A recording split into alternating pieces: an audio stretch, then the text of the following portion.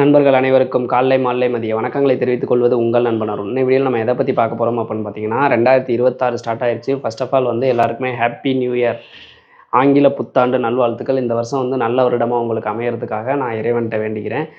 So இன்றைக்கி வீடியோவில் பார்த்தீங்க அப்படின்னா எப்போவுமே ஜனவரி வந்துட்டு நம்ம டாக்குமெண்ட்ஸ் வீடியோ தான் போடுவோம். ஸோ அந்த வரிசையில் பார்த்தீங்க அப்படின்னா இந்த மாதம் வந்து டாக்குமெண்ட் வீடியோ, அதாவது நீங்கள் சிங்கப்பூர் போகிறீங்க அப்படின்னா என்னென்ன மாதிரியான டாக்குமெண்ட்ஸ் வந்து எடுத்துகிட்டு போகணும் அப்படின்றத பற்றி தான் இந்த வீடியோவில் பார்க்க போகிறோம். ஸோ வீடியோ வந்து கடைசி வரைக்கும் பாருங்கள். இந்த மாதிரியான யூஸ்ஃபுல்லான இன்ஃபர்மேஷன்லாம் தெரிஞ்சுக்கிறதுக்கு மறக்காம நம்ம சேனலை சப்ஸ்கிரைப் பண்ணி வச்சுக்கோங்க.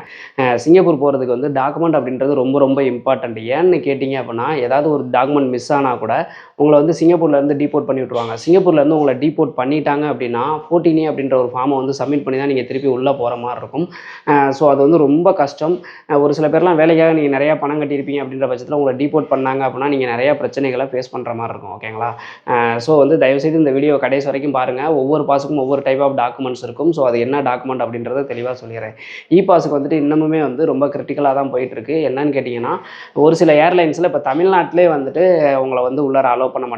இதில் மிகப்பெரிய மைனஸ் என்ன அப்படின்னு கேட்டிங்கன்னா நிறைய பேர் வந்து ஏஜென்ட்டிட்ட பணம் கட்டிட்டு போகிறதுனால இங்கே அலோவ் பண்ணலை அப்படின்னா ஏஜென்ட்லேருந்து அமௌண்ட் வாங்குறதெல்லாம் ரொம்ப கஷ்டம்.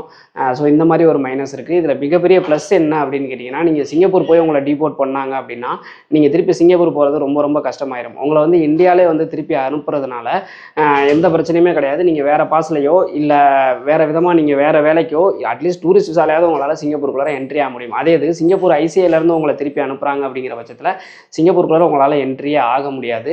ஸோ இதுதான் வந்து இதில் இருக்க மிகப்பெரிய ப்ளஸ்ஸு மைனஸ். நீங்கள் வேலைக்கு ட்ரை பண்ணல, அதுவும் குறிப்பாக பாஸுக்கு ட்ரை பண்ணுறீங்க அப்படின்னா சப்போஸ் எங்களை திருப்பி அனுப்புனா எவ்வளோ அமௌண்ட் ரீஃபண்ட் பண்ணுவீங்க அப்படிங்கிறத ஏஜென்ட்டுக்கிட்ட தெளிவாக கேட்டுக்கிட்டு அதுக்கப்புறம் முயற்சி பண்ணுங்கள். ஓகேங்களா? ஃபஸ்ட்டு பாஸுக்கும் பாஸுக்கும் என்னென்ன டாக்குமெண்ட் வேணும் அப்படிங்கிற மாதிரி பார்த்துடலாம். இந்த வருஷத்தில் வந்திருக்க மிகப்பெரிய அப்டேட் என்ன அப்படின்னு கேட்டிங்கன்னா வேக்சின் சர்டிஃபிகேட்டை work permit, BCM permit, CIPET பர்மிட்டுக்கு மட்டும் கேட்குறாங்க. மற்றபடி வந்துட்டு மற்ற பாஸுக்கெல்லாம் கேட்க மாட்டேங்கிறாங்க. இது ஒரு மிகப்பெரிய அப்டேட்டு.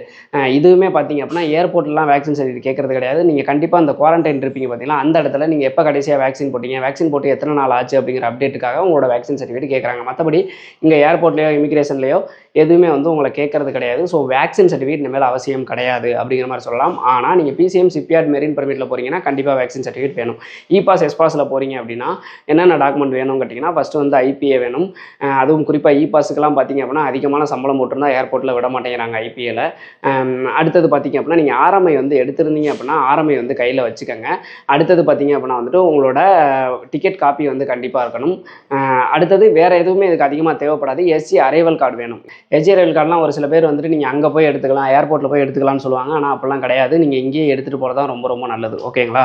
அடுத்ததாக பார்த்தீங்க அப்படின்னா வந்துட்டு என்டிஎஸ் பர்மிட்டை பொறுத்த வரைக்கும் பார்த்தீங்க அப்படின்னா இப்போ பாஸுக்கும் பாஸுக்கும் நான் சொன்ன டாக்குமெண்ட் வேறு, என்டிஎஸ் பர்மிட்டுக்கு அதுலேருந்து டாக்குமெண்ட் வந்து வேறுபடும். அதுக்காக தான் சொல்கிறேன் ஒவ்வொரு பாஸில் நீங்கள் போகிறீங்க அப்படின்னாலும் அதுக்கு தகுந்த மாதிரியான டாக்குமெண்ட் என்னன்னு தெரிஞ்சுக்கிட்டு அதை வந்து நீங்கள் எடுத்துகிட்டு போங்க. ஒரு சில பேர்லாம் சாஃப்ட் காப்பியாக வச்சுட்டு போவீங்க. தயவுசெய்து சாஃப்ட் காப்பிலாம் எடுத்துகிட்டு போகாதீங்க. கண்டிப்பாக வந்து பிரிண்ட் அவுட் எடுத்துகிட்டு போங்க. ஓகேங்களா? என்டிஎஸ் பர்மிட்டை பொறுத்த வரைக்கும் ஐபி கண்டிப்பாக இருக்கணும், பாண்டு பேப்பர் கண்டிப்பாக இருக்கணும். பாண்டு பேப்பர் அப்படின்றதான் அந்த இதுக்கும் நல்ல வித்தியாசம். ஓகேங்களா? என்டிஎஸ் பர்மிட்டு கண்டிப்பாக பாண்டு பேப்பர் வேணும். அடுத்தது வந்துட்டு பாஸ்போர்ட் இருக்கணும், டிக்கெட் இருக்கணும், எஸ்ஜி அரைவல் கார்டு கண்டிப்பாக இருக்கணும். ஓகேங்களா? ஸோ இந்த டாக்குமெண்ட் இருந்துச்சு அப்படின்னா நீங்கள் தாராளமாக என்டிஎஸ் பர்மிட்டில் நல்லபடியாக போயிட முடியும். அடுத்தது பார்த்தீங்க அப்படின்னா டிபி பாஸில் இப்போ அதிகமாக யாரும் போகிறது கிடையாது, ரொம்ப கம்மியாகிடுச்சு. அப்படி நீங்கள் டிபி பாஸில் போகிறீங்க அப்படின்னா ஐபி கண்டிப்பாக இருக்கணும், டிக்கெட் கண்டிப்பாக இருக்கணும், பாஸ்போர்ட் இருக்கணும், எஸ்ஜி அரைவல் கார்டு இருக்கணும். இந்த டாக்குமெண்ட் இருந்துச்சுன்னா நல்லபடியாக நீங்கள் டிபி பாஸில் போயிடலாம். ஓகேங்களா? பிசிஎம் பர்மிட், சிபிஆட் பர்மிட்டு, இந்த டெஸ்ட் அடிச்சு போகிறீங்க பார்த்தீங்களா, ஸோ இதுலலாம் ஒர்க் பர்மிட்டில் போகிறப்ப நீங்கள் என்னென்ன டாக்குமெண்ட் இருக்கணும் அப்படின்னா டாக்குமெண்ட் இருக்கிறது மட்டும் கிடையாது, டாக்குமெண்ட்டை நான் சொல்கிற மாதிரியான அந்த கரெக்டாக அந்த ஆர்டரில் நீங்கள் வந்து ரெடி பண்ணுறது ரொம்ப ரொம்ப சேஃப். ஏன்னு கேட்டிங்க அப்படின்னா நான் சொல்கிற மாதிரியான ஆர்டரில் நீங்கள் ரெடி பண்ணால் மட்டும்தான் லாஸ் ஆகாமல் உங்களுக்கு இருக்கும், இல்லைனா லாஸ் ஆகிறதுக்கு வாய்ப்புகள் இருக்குது. ஃபஸ்ட்டு வந்து உங்களுக்கு வந்து ஐபி வந்துடணும். ஐபி வந்ததுக்கப்புறமேட்டு எடுத்தோன்னே வந்துட்டு நீங்கள் ஃபுல் அமௌண்ட்டையும் கட்டிடாதீங்க. ஏதாவது ஒரு பார்ட் அமௌண்ட் மட்டும் ஒரு 10,000 20,000 மட்டும் கட்டுங்க ஐபி வந்ததுக்கப்புறம். அதுக்கடுத்தது ஹவுசிங் அப்ரூவல் வரணும். ஹவுசிங் அப்ரூவல் இன்னமுமே ரொம்ப டிலே ஆகிட்டு தான் இருக்குது. மாதக்கணக்கிலலாம் ஹவுசிங் அப்ரூவலுக்கு வெயிட் பண்ணுறவங்களும் இன்ன வரைக்குமே நான் பார்த்துட்டு தான் இருக்கேன். ஸோ ஹவுசிங் அப்ரூவல் கிடைக்கணும். ஹவுசிங் அப்ரூவல் கிடைச்சதுக்கப்புறமேட்டு தான் வந்து ஆன்போர்டிங் சென்டர். ஹவுசிங் அப்ரூவல் தான் டிலே ஆகுதே ஒழிஞ்சு ஆன்போர்டிங் சென்டர் ரொம்ப சீக்கிரமாக கிடச்சிருது. ஸோ ஃபஸ்ட்டு நீங்கள் ஐபி எடுக்கணும், அடுத்தது ஹவுசிங் அப்ரூவல் வரணும். ஹவுசிங் அப்ரூவல் வந்தோடனே நீங்கள் ஃபுல் அமௌண்ட்டு கட்டிடலாம், ஒன்றும் பிரச்சனை இல்லை. அடுத்தது ஆன்போர்டிங் சென்டர் புக் பண்ணணும். ஆன்போர்டிங் சென்டர் புக் பண்ணோன்னே அந்த ஆன்போர்டிங் சென்டர் காப்பி வச்சு நீங்கள் டிக்கெட் போட்டுருங்க. ஏஜென்ட் வந்து இல்லை நீங்கள் டிக்கெட் ஃபஸ்ட்டு போட்டுருங்க, கண்டிப்பாக ஆன்போர்டிங் சென்டர் கிடச்சிரும் அப்படின்னு சொல்கிறாங்கன்னா ஏஜென்ட்டை ஒரு வார்த்தை கேட்டுக்கங்க. ஆனால் சப்போஸ் வந்துட்டு நான் டிக்கெட் போட்ட அன்றைக்கி ஆன்போர்டிங் சென்டர் கிடைக்கல அப்படின்னா டிக்கெட் மாற்றி போடுற மாதிரி இருந்தால் அதுக்கு உண்டான பெனால்ட்டி நீங்கள் தான் கட்டணும் அப்படிங்கிற மாதிரி ஏஜென்ட்டுக்கிட்ட நீங்கள் சொல்லிடுங்க. சொல்லிவிட்டு அதுக்கப்புறம் டிக்கெட் போடுங்க. ஆன்போர்டிங் சென்டர் வந்ததுக்கப்புறம் டிக்கெட் போடுறது பெட்டர். ஓகேங்களா? இதுக்கு வந்து கண்டிப்பாக வேக்சின் சர்டிஃபிகேட் தேவை, அங்கே கேட்குறாங்க, அதனால் எடுத்து வச்சுக்கோங்க.